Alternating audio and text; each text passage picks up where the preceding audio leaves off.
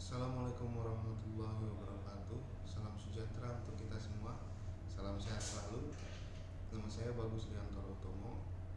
Di video kali ini saya ingin menyampaikan terkait putusan pengadilan sesuai dengan Kitab Undang-Undang Hukum Acara Pidana. Kitab Undang-Undang Hukum Acara Pidana pasal 1 ayat 22 mengartikan putusan pengadilan adalah pernyataan hakim yang diucapkan dalam sidang pengadilan terbuka yang dapat berupa pemidanaan atau bebas atau lepas dari segala tuntutan hukum dalam hal serta menurut cara yang diatur dalam Kitab Undang-Undang Hukum Acara Pidana.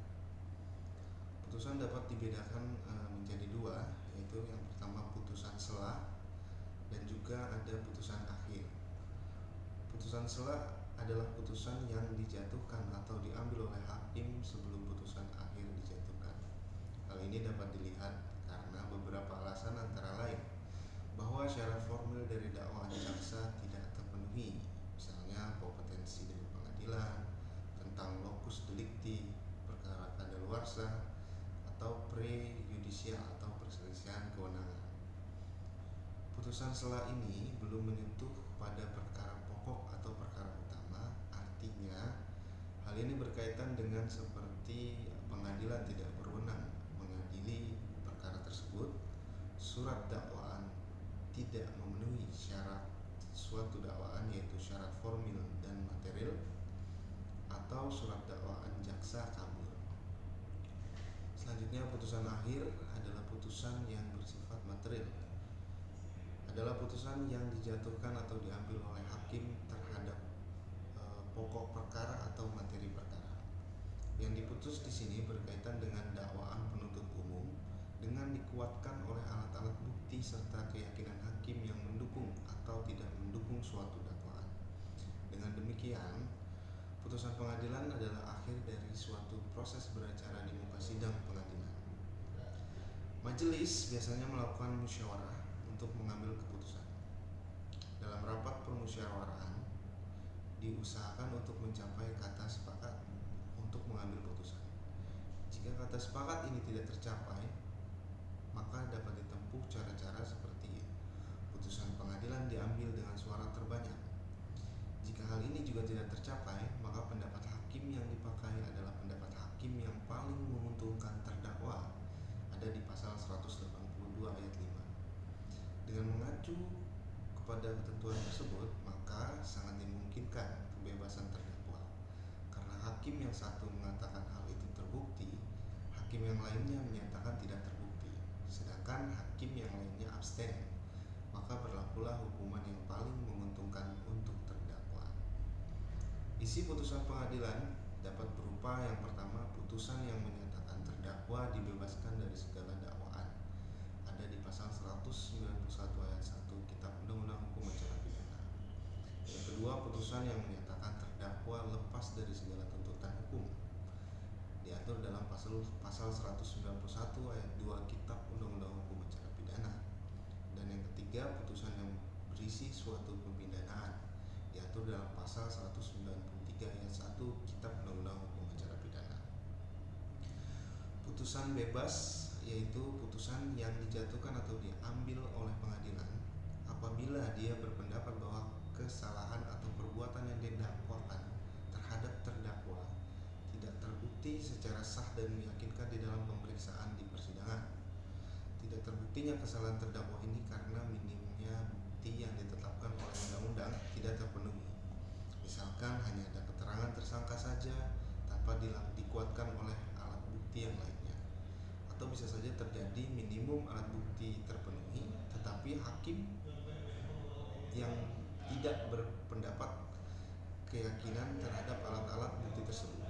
Putusan ini bersifat negatif, artinya putusan itu tidak menyatakan terdakwa tidak melakukan perbuatan yang didakwakan, melainkan menyatakan bahwa kesalahan terdakwa tidak terbukti. Karena sistem pembuktian yang dianut Kitab Undang-Undang Hukum Acara Pidana adalah sistem pembuktian yang negatif, yaitu dalam pasal 183 Kitab Undang-Undang Hukum Acara Pidana yang mengatur hakim tidak boleh menjatuhkan pidana kepada seseorang kecuali apabila sekurang-kurangnya dua alat bukti yang sah dan meyakinkan bahwa suatu tindak pidana benar-benar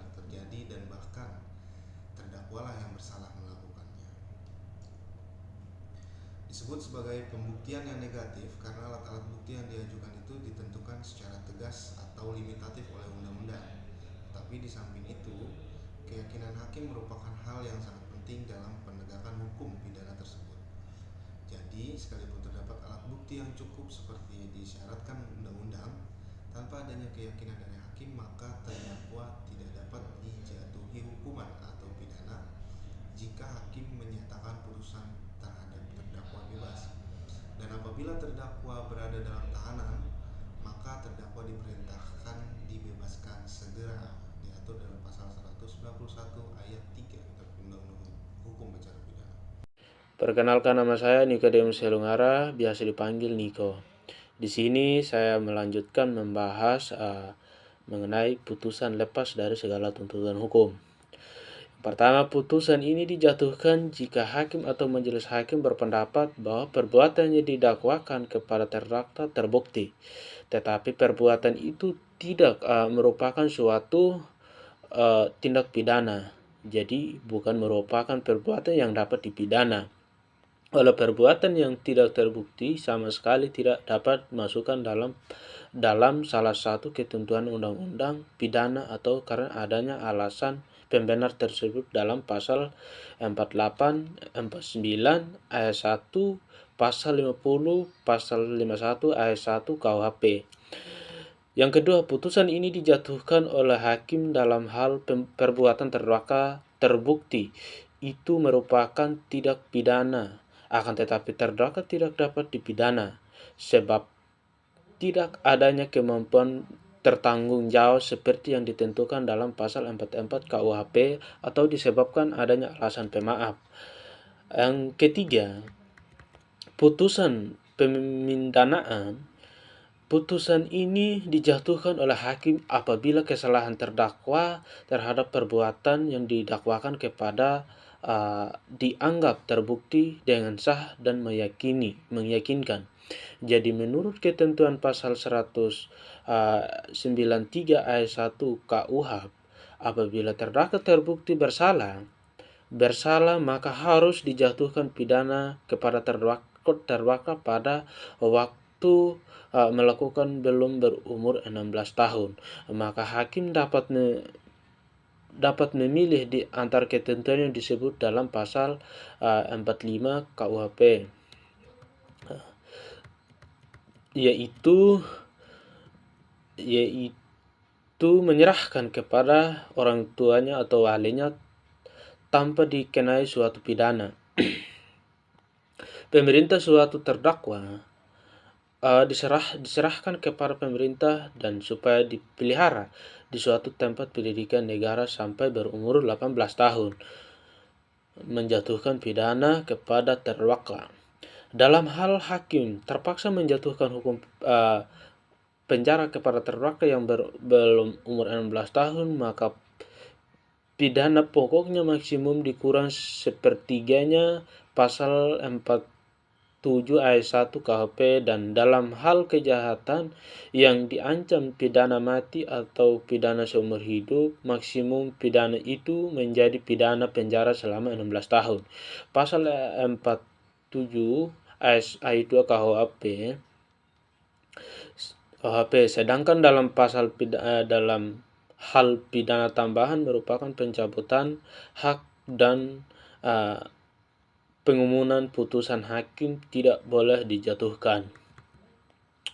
Setelah hakim memutuskan suatu perkara, maka hakim wajib untuk memberitahukan kepada terdakwa tentang hak-haknya, antara lain hak segera menerima atau menolak putusan, hak untuk mempelajari sebelum menerima atau menolak putusan dalam tenggang waktu yang ditentukan undang-undang,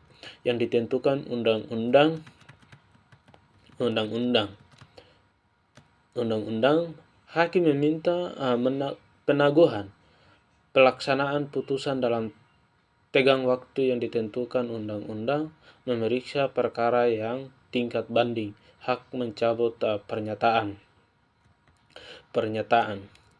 Berikutnya, bentuk putusan. Yang pertama, Syarat formal putusan pengadilan antara lain kepada putusan demi keadilan berdasarkan ketuhanan yang Maha Esa, nama lengkap, tempat lahir, umur, jenis kelamin, kebangsaan, tempat tinggal, agama, pekerjaan terdakwa. Dakwaan sebagaimana yang dapat dalam surat dakwaan, pertimbangan yang disusun secara ringkas mengenai fakta dan keadaan beserta alat pembuktian yang diperoleh dari pemeriksaan sidang yang menjadi dasar penuntutan kesalahan terdakwa. Tuntutan pidana sebagaimana ditentukan dalam tuntutan pasal peraturan perundang-undangan menjadi dasar dari suatu putusan disertai keadaan yang memberatkan dan meringankan terdakwa. Hari ini dan tanggal tiadanya musyawarah majelis hakim kecuali perkara dengan hakim tunggal. Pernyataan kesalahan terdakwa, pernyataan telah dipenuhi semua unsur dalam rumusan delik disertai dengan kualifikasinya dan pemidanaan atau tindakan yang dijatuhkan, ketentuan kepada siapa biaya perkara dibebankan dengan menyebutkan jumlahnya atau pasti, dan ketentuan yang mengenai barang bukti.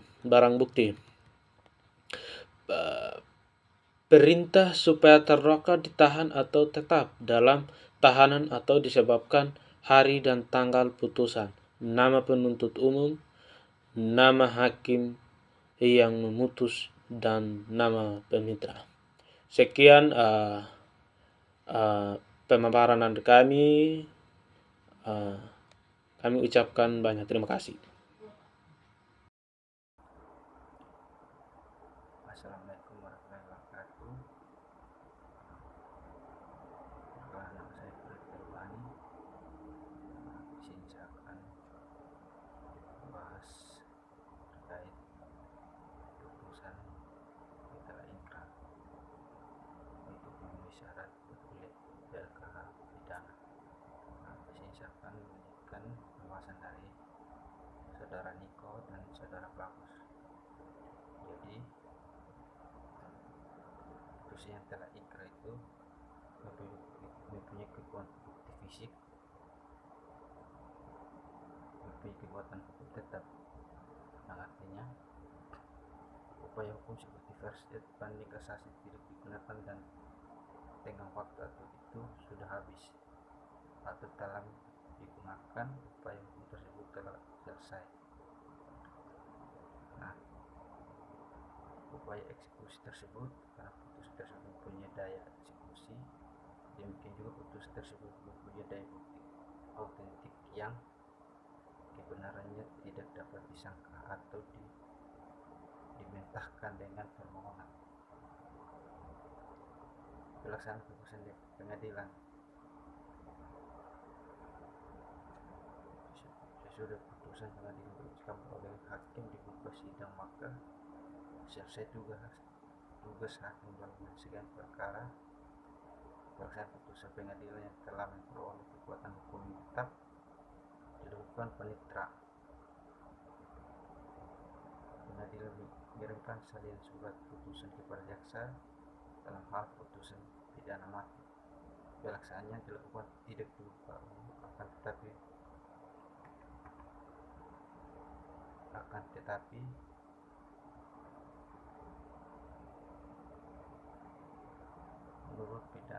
menurut ketentuan undang-undang, jika putusan pengadilan ditentukan pidana penjara atau kurungan dan kemudian pidana yang sejenis sebelum ia menjalani pidana dijatuhkan terdahulu, maka pidana dijalankan berturut-turut mulai pada pidana yang dijatuhkan lebih dahulu, yaitu pasal 21. Putusan pengadilan yang dapat dijelaskan adalah putusan yang telah mempunyai kekuatan hukum tetap atau inkrah. Yang maksudnya putusan tetap di sini ada beberapa bagian. Apabila terdakwa maupun penuntut umum telah menyelidiki putusan pengadilan apabila tengah waktu untuk menentukan upaya hukum banding telah lewat, apabila permohonan banding telah diajukan kemudian permohonan tersebut dicabut kembali, apabila permohonan gerasi yang diajukan serta permohonan penahanan, dan apabila terdakwa dijatuhi pidana denda, maka pelaksananya adalah terpidana diberi jangka waktu untuk membayar denda tersebut selama 1 bulan atau dalam putusan pemeriksaan cepat. Bila denda harus segera dibayar apabila ada alasan yang kuat sehingga denda belum dapat dibayar, maka jangka waktu 1 bulan tersebut di atas dalam perpanjang untuk paling lama 1 bulan dalam hal putus pengadilan. Perampasan barang bukti, maka jaksa menguasakan kepada kantor lelang negara dan penjual lelang barang.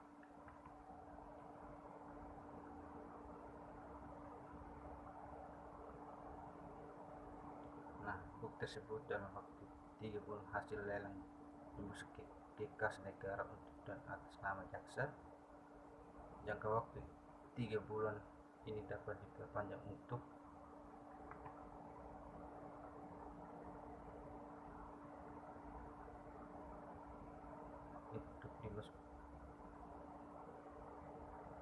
dapat diperpanjang untuk paling lama 1 bulan.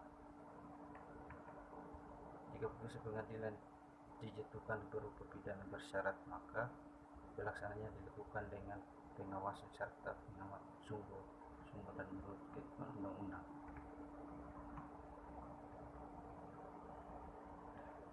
Barang bukti dirampas untuk negara selain pengecualian sebagaimana tersebut pada pasal 46. Jaksa menguasakan benda tersebut kepada kantor lelang yang hasilnya dimasukkan ke kas negara untuk di atas nama jaksa.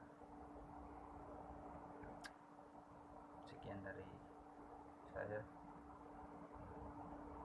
penjelasan terkait putusan yang telah inkrah. Mohon maaf jika ada kekurangan.